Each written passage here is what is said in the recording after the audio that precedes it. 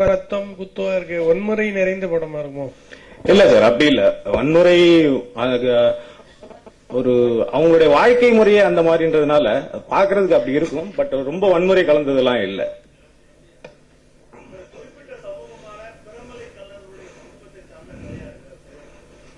இல்ல அப்படின்னு சொல்லிட முடியாது. மற்ற இதுவும் இருக்காங்க இதுல கடையில. ஒரு ஃபேமிலி அந்த ஃபேமிலியும் இருக்கு, மற்ற இனத்தவர் உள்ளதும் இருக்கு, காமனான விஷயங்களும் இருக்கு, நிறைய விஷயங்கள் இருக்கு அதுக்குள்ள. அப்படின்னு ஒரு குறிப்பிட்டு மட்டும் சொல்லிட முடியாது. மெயின் கேரக்டர்ஸ் அது சம்பந்த வீரத்தேவர் இந்த பெயர் இருக்கனால அவங்களுக்கு அப்படி இருக்கும். பட் அப்படி அது மட்டும் இல்ல அதுல. சார், யானைக்கு மதம் பிடிக்குதுன்னா அதுக்கு காதலோ காமமோ கிடைக்கலன்னா மதம் பிடிக்குமாங்க. அப்படி என்ன கிடைக்காம ஹீரோவுக்கு இதுல இல்ல, துரோகம் பண்ணாலும் மதம் பிடிக்கும்ல சார். துரோகம் பண்ணாலும் அதுக்கு மாட்டேங்க. அந்த மாதிரி ஒரு துரோகம் தான் உங்களை மதம் பிடிக்க வச்சிருக்கு சார். அப்புறம் அந்த ஏற்கனவே நம்ம கேட்டிருப்போம் இல்லையா, நிறைய யானைனாலே ஒரு முதல் நாள் தேங்காய்க்குள்ள சுண்ணாம்பு வச்சு கொடுத்த தையல்காரன் என்னமோ நிறைய சின்ன வயசுல எல்லாம் நான் கதை கேட்டிருக்கேன், படத்தோட பாத்திருக்கேன். அந்த மாதிரி ஒரு விஷயம் தான், ஒரு துரோகம் தான். சீட்டிங் பண்ணா அவங்க எந்த லெவலுக்கும் போவாங்கன்றது தான் அதோடைய இது, மூர்க்கத்தனம் தான் அது. அதே மாதிரி மத யானை கூட்டம்னு வச்சிருக்கீங்க. ஆக்சுவலா யானை கூட்டத்தில இருந்து வெளியில வர்ற யானைக்கு தான் மதம் பிடிச்சதா சொல்லுவாங்க. அது எப்படி மத யானை கூட்டங்கிறது ஒரு கற்பனை தான். மதம் பிடிச்ச யானைகள் எல்லாம் கூட்டமா ஒரு இடத்துல இருந்தா எவ்வளவு கொடூரமா இருக்கும். அதுதான் சார். இந்த டிஎம்எஸ் ஓட ஃபேமஸான பாட்டு உன்னை சொல்லாத நாள் இல்லை சுடர்மிகு வடிவே, அது அப்படியே சாவு பாட்டு ஆக்கிட்டீங்களா? யாரு இது? இல்ல, இது சாவு பாட்டு அல்ல. அந்த டியூன் ஃபர்ஸ்ட் மட்டும் அந்த லைன்ல இருக்கும். அது டியூன் மாதிரி தெரியும், பட் அது இல்ல. அதுக்காக நாங்க வேற மெனக்கெட்டு எழுதியிருந்தோம். அடுத்த லைன்லாம் வேற. அங்க அந்த சாவு பாட்டுக்கு அந்த மாதிரி அந்த சென்ஸ்ல ஒரு பாட்டு வழக்கமா பாடிக்கிட்டு இருக்காங்க. சோ அதுவும் மீறாம அந்த யதார்த்தத்தையும் அங்க படம் பாக்குறவங்களுக்கு அது மாதிரியும் தெரியும். நம்ம டெய்லி சாவுல பாக்குற சாங்காவும் தெரியணும், சினிமாவாவும் இருக்கணும்ன்றதுக்காக ரெண்டையும் மிக்ஸ் பண்ணி கலந்துதான் அதை பண்ணிருக்கோம். வரிகள் எல்லாமே வேறதான்.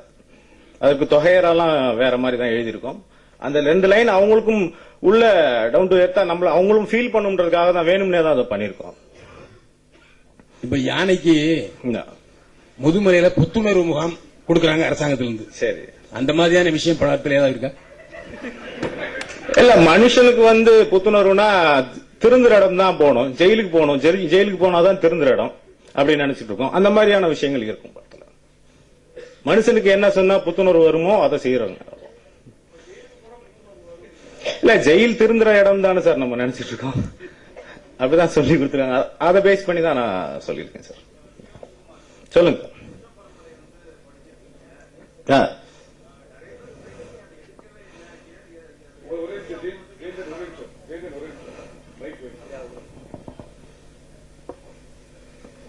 குற்றப்பரம்பரைய ஏன் யாரும் இங்க படமா எடுக்க மாட்டேங்கிறாங்க? எந்த எலிமெண்ட் தடையா இருக்குன்னு நினைக்கிறீங்க? இல்ல நீங்க எடுப்பீங்களா ஃபியூச்சர்ல? எனக்கு தெரிஞ்ச வரைக்கும், என்ன அறிவிக்கு வெட்டின வரைக்கும் பட்ஜெட் தான் தடையா இருக்குன்னு நான் நினைக்கிறேன் சார். வேற எந்த தடையும் இருக்காது. எழுதினவரே இங்கதான் இருக்காரு. அதனால வேற எந்த தடையும் இருக்கிறதா எனக்கு தெரியல. பட்ஜெட் மட்டும் தான். வாய்ப்பு அமைஞ்சா எடுப்பீங்களா? கண்டிப்பா கண்டிப்பா. அந்த பாடல் வரியில கள்ளர் சமுதாயத்தை பத்தி ஒரு வரி ரொம்ப கொலவரி மதிய சரியா அப்படின்னு கேட்டேன். என்ன கொலை பண்ணிட்டு கிடாவட்டி சோர்தும்பான் கல்லேன்னு வருது. அது அதை பத்தி அவங்களுடைய லைஃப் தான் சார் சொல்லிருக்கோம். நானா சொல்லாத இப்படி பண்ணுவாங்கன்னு எக்ஸாக்ரேட் எதுவுமே பண்ணவே இல்லை.